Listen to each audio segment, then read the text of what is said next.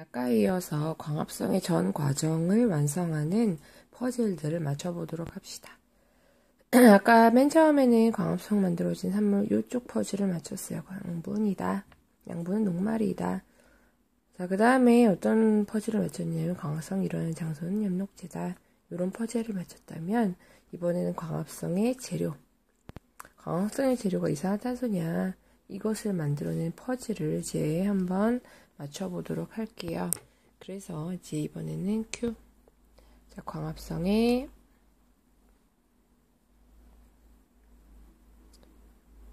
재료는 무엇일까? 생각해 볼 수가 있죠.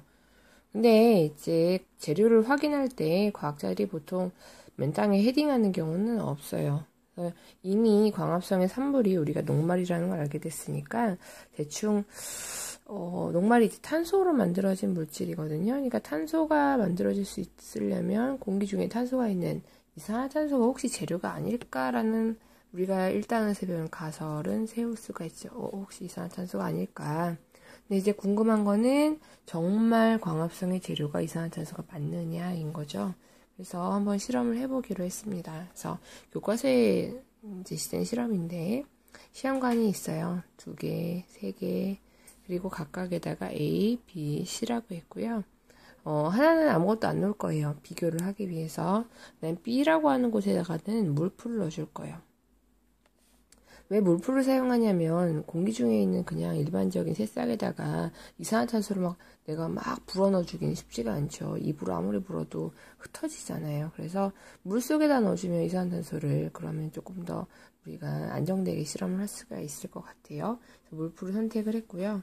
여기다가 뭘 넣어줬냐면 A에다가는 이산화탄소를 일단 넣어줘야겠죠. 그래서 이산화탄소를 넣어줄 건데 그 재료로 누굴 썼냐면 탄산, 수소, 나트륨이라고 하는 애를 갖다 집어넣었어요. 얘는 NaHCO3 나중에 2학년 때 배우겠지만 이산화탄소 CO2라고 하는 거 들어봤죠.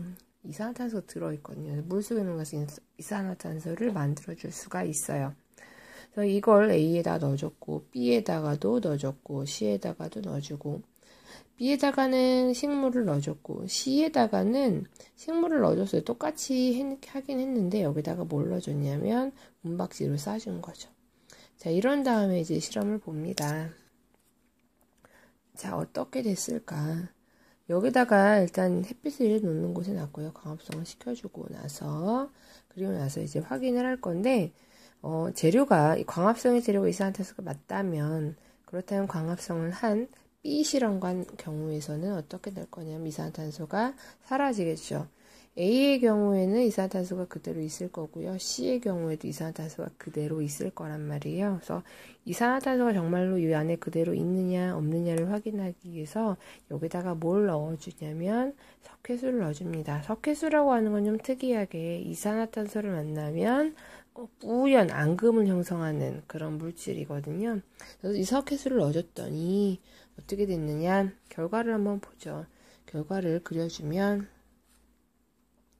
A의 경우에는 어떻게 됐느냐? B의 경우에는 어떻게 됐느냐? C의 경우에 어떻게 됐느냐? 봤을 때 A는 어떻게 됐을까? 이산화탄소를 쓸 아무것도 없었죠. 이산화탄소 그냥 들어있어요. 그래서 여기는 뿌옇게 됐어요.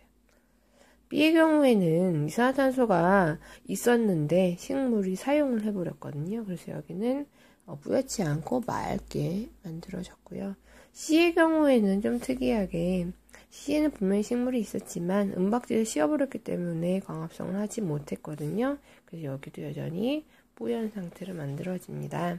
일단 A랑 B랑 비교를 해주면 이산화탄소가 제거된 원인은 식물 때문이죠. 식물이 있어서 이산화탄소가 제거됐다.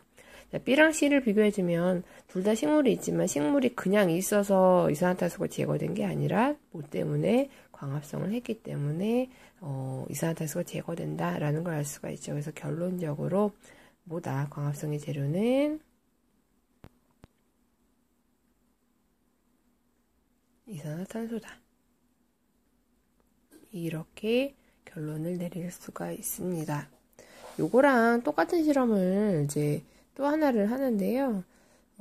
그냥 간단하게 소개만 해드릴게요. 똑같은 실험이에요. 광합성의 재료는 뭡니까? 요건데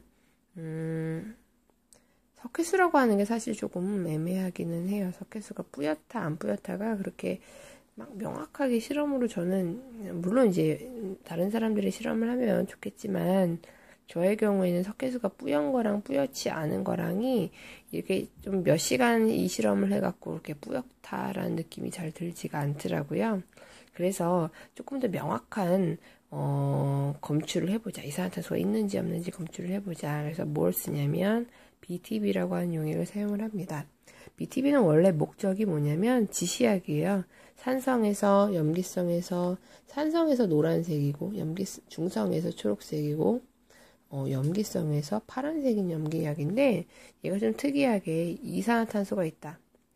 CO2라고 쓸게요. 이산화탄소가 있을 경우에는 보통 물이 산성을 떼요.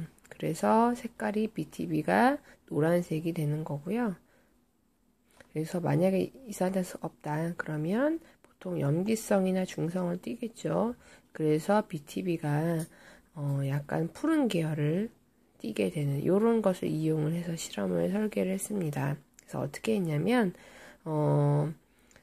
저보다 시험관 4개를 준비하고요. 각각을 A, 하나는 B, 하나는 C, 하나는 D 이렇게 놓고 각각에다가 이제 물을 담아요. 담고 요 담은 물에다가 전부 다 뭘 넣어주냐면 입으로 이산화탄소를 불어 넣어줍니다. 빨대로 불어 넣어줄 수 있죠. 그래서 이산화탄소를 넣어주고 이산화탄소 넣어주고 이산화탄소 넣어주고 이산화탄소 넣어주고 그래서 색깔이 어떻게 됐냐면 BTB가 노란색이 되고 여기도 마찬가지로 노란색이고 여기도 노란색이고 여기도 노란색인 그런 상태를 만들어 놓고 실험을 시작을 합니다. 자, 이제부터 처리를 해줄 건데 어떻게 처리를 해줄 거냐면 A는 그대로 둘 거예요. 아, 미안해요. A는 끓여줄 거예요. 그 다음에 B는 어떻게 할 거냐면 우리 실험했었던 거 요 A랑 똑같아. 여기는 그대로 둡니다. C의 경우에는 여기 우리 실험에서 이제 B랑 똑같은 것처럼 식물을 넣어주고요. 식물을 넣어줍시다. 자, 그 다음에 D의 경우에는 요 앞에 있는 요것처럼 식물을 넣어주고 그리고 은박지로 씌워줍니다. 식물을 넣어주고 그리고 은박지로 씌워줍니다. 자, 이러고 나서 이제 결과를 본 거죠. 일단 결과를 보기 전에 여러분들이 이 의미를 해석을 하셔야 돼요. 끓인다라는 얘기는 뭘 한다는 얘기냐면 이산화탄소를 제거한다라는 의미예요. 사이다를 끓이면 그러면 사이다에 들어있는 이산화탄소가 다 날아가죠. 그래서 설탕물이 된단 말이에요. 똑같이 끓인다라는 얘기는 그냥 이 안에 들어있는 이산화탄소를 날리겠다. 자, 그대로 두는 건 뭐 그대로 두는 거고요. 식물이라는 얘기는 광합성을 시키겠습니다. 그 얘기고요. 식물이 있는데 은박지를 씌워놓는 얘기는 광합성을 하지 못합니다. 자, 이렇게 해놓고서 이제 실험을 보잔 말이에요. 결과가 어떻게 됐을까? 결과를 확인을 해보면 잠깐만요. 자, 결과를 확인해보면 A의 경우에는 어떻게 됐냐면 BTB가 어떻게 됐을까요? 파란색이 됐어요. 자, 그 다음에 B의 경우에는 어떻게 됐냐면 BTB가 노란색이 됐고요. C의 경우에는 어떻게 됐냐면 BTB가 파란색이 됐어요. 그리고 D의 경우에는 BTB가 노란색이 됐습니다. 왜 그럴까? BTB가 파란색이 된 이유는 알겠죠. 이산화탄소를 제거했으니까 이제 더 이상 염기성, 중성이 뜨고 그러면 BTB는 푸른색 계열을 띱니다. 야, 근데 이거랑 정확하게 같은 결과를 보이는 게 누구냐면 얘라는 거 C. BTB도 얘도 파란색이거든요. 근데 얘가 광합성을 했기 때문에 파란색이 된 거잖아요. 결국엔 뭐냐면 이산화탄소 제거와 광합성이라는 의미가 같다라는 의미가 같죠. 그래서 결과적으로 광합성이 이산화탄소를 제거하는 것과 같은 의미다. 그 얘기는 광합성의 재료가 이산화탄소구나 라는 것을 알 수가 있다라는 거죠. 정말 광합성이냐 확인을 하고 싶을 때 뭘 확인하면 돼요? 얘를 가지고 확인하면 되죠. 빛이 없었을 경우에는 BTB는 여전히 노란색이었기 때문에 진짜로 광합성의 재료는 이산화탄소라는 걸 좀 더 확증을 할 수가 있게 됩니다.